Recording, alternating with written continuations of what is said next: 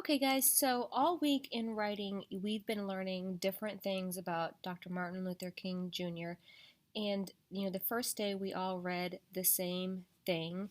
We talked about what we already knew and we talked about questions that we had. And then we learned a little bit. The second day, you read a little bit more information and then you took the quiz.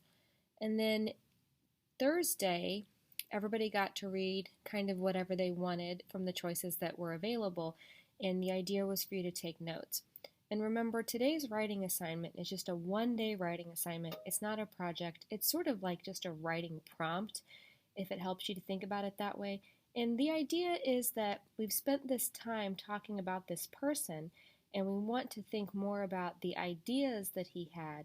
So more about his ideas and the things that he did as opposed to, his life story. So you can use all of the information that we've gathered so that you can understand him as a person and understand what his goals were and understand why he did maybe some of the things that he did or said some of the things that he said. So you've already seen this. We looked at this earlier in the week. But remember, there are kind of two parts to it.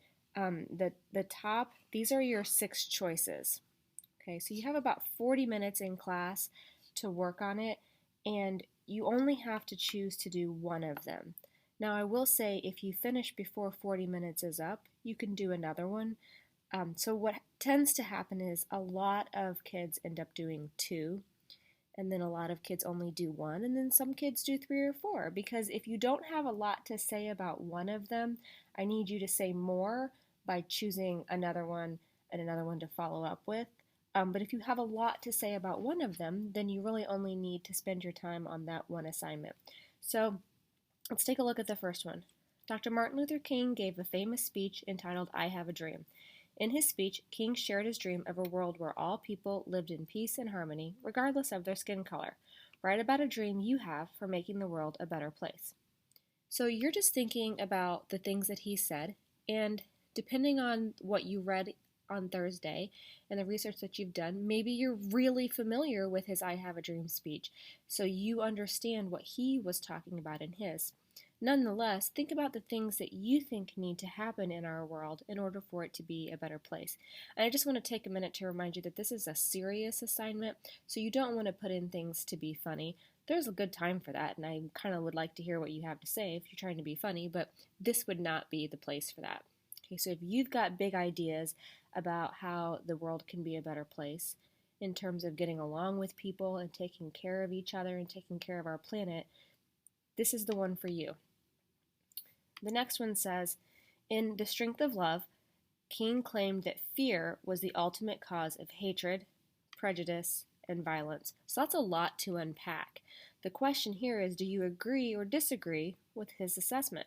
So do you think that the reason why people hate and the reason why people are prejudiced and the reason why people are violent, do you think that's because they're afraid of something? Or do you think that that's not why? So think about that one. This one's kind of heavy. So if you don't really understand this one, this probably isn't the one for you to do. But if you have an idea right now, then think about it and let's build it into a persuasive essay. So basically, you're going to tell me if you agree or disagree and why. That's what defending your answer means. It's when you say why. Why do I agree with that, or why do I disagree with that? So this one's an essay. The third one says, write a formal thank you letter thanking Dr. King for his efforts to make the world a better place. I'm going to be honest with you. A lot of people will choose this one, and in this one, what you're going to do is you're going to write a formal letter, and a formal letter, remember, has the Dear Dr. King, the comma, and then you would indent and start here. And in this one, what you want to do is you want to make sure that you give actual examples. So this is where you would be explaining the things that you've learned this week about him. So you might say, thank you for giving this speech and saying these specific words. Thank you for trying to make us, and then whatever you believe that he's tried to help us do as a society, you would say specifically thank you. That's how you would do this one. We talked about this one the other day. Dr. King said, if a man is called to be a street sweeper, He should sweep the streets even as Michelangelo painted, or as Beethoven composed music, or Shakespeare wrote poetry. What do you think he meant by this? How can it be applied to your own life? And you are welcome to interpret this however you want. If you're thinking about doing this one and you're not sure and you want me to nudge you in the right direction, remember the idea behind this one is about being your best. Because Michelangelo is one of the best examples as a painter, and Beethoven is one of the most exciting and important composers ever, and Shakespeare was one of the most important poets that we've ever had. Okay, so the idea is that no matter what you do, can you be your best? So think about this one if that's interesting to you. The middle one here at the bottom, each year we honor Dr. King in a variety of ways. Describe some ways in which we do this. How do you think King would feel about these celebrations and why? So remember, people don't really have parties to celebrate Martin Luther King Day, but we did talk this week, and in some of your research, you would have found out different things that do happen as we celebrate his birthday. Specifically, a day of service is something that we do. It's a federal holiday. There's no mail. There's normally no school. Lots of government buildings are closed. Some areas around town are free that aren't normally free, like the Children's Museum and different museums. And you may have come up with some other ways. And then what are some ways that maybe if your family, if you do something special or you know people that do things that are special. If you can't think of any ways that we celebrate Dr. King, then don't choose this one. Remember, because the whole idea behind these 6 choices is that you're getting to choose something that you're most comfortable with. And if there are a couple that you're not at all comfortable with, then you shouldn't choose those. The last one is Dr. King was assassinated in 1968. Describe the changes in civil rights that have occurred since his death. So think about what he was fighting for, and then think about if you think that things are different. Are things different now, or are they the same? What do you think he would think about the changes? There have definitely been changes. Would he think that his dream had been realized, or would he say there was more work to do, and why? So what I'm really asking you is to think about what you know about what Martin Luther King was trying to do and what he wanted our country to be like. And how are we closer to that vision now? And are there still things that we need to work on as a country? Okay. So we talked a little bit about this the other day, but let me kind of rank these for you, because some of you probably have one that you're really excited about doing, and others of you might be saying, okay, Miss F, I'm not really sure. Overall, the easiest one to do would be this one, because it's mostly facts. It's mostly you saying thank you for actual things that you researched. Okay. Things that we do to honor him, that's also one where it's more factual. So if you're really struggling, these would be the 2 that I start with. I'm personally really excited to hear about what you have to say about this. We have talked about the Black Lives Matter movement a little bit. We talked about the inauguration. We talked about the riots at the Capitol. So if you have anything where you're thinking about how our country still has work to do, this one might be the one for you. I think this is a good one if you've got a lot to say about civil rights. Okay. This one is the hardest. From my perspective, you might think it's the easiest, and that would be really cool to me if you thought this one was the easiest, but I know what we've talked about. So this one is more all about your opinion. And so sometimes when you're writing about your opinion, it's harder for us to come up with things to say. And then this one is about your dream.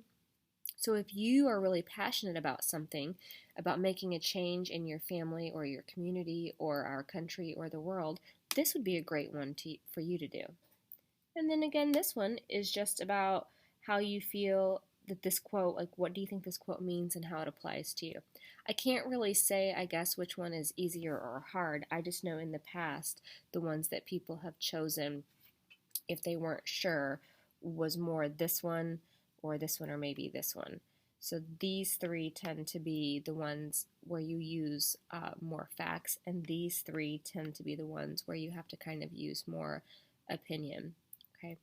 How I'm going to grade it would be making sure that you stay on topic It says 3 to 5 paragraphs with transitions and varied sentences. That means 3 to 5 paragraphs. Your paragraphs have anywhere from 5 to 10 sentences in them or more, but at least 5 sentences in your paragraph. Okay. Transitions, remember, is when you say then, next, although, first, things like that. You don't start every sentence the same way. Same thing with varied sentences. It means you don't start every sentence with and, and. You want to try to start your sentences in different ways and have your sentences look different and sound different and use different words.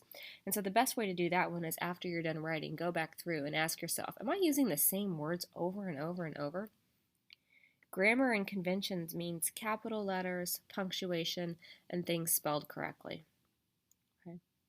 Neatness. If you're at home, you have to type it. If you're in the room, you can choose to use cursive. I'd really rather that you didn't. If you know how to use perfect cursive, then now's your time to shine. Otherwise, you need to type it. Mostly, I'm telling you, I want you to type it. But if you're feeling like you want to be fancy and do it on paper, you can try your fancy cursive. Notice I didn't say you could print it. So probably we all want to stay here, and then you'll all get 3 points. This is due today. And by today, I mean 3:50 on Friday. That's when it's due. This is not a project. This is not a weekend thing. This is not something you're supposed to take home. So if you don't finish it, then you're going to lose points for it when it's late. So if you turn it in anytime after Friday at 3:50, you'll lose points. All right, because the idea is this is not a project. This is supposed to be something that you do kind of like practicing for iLearn.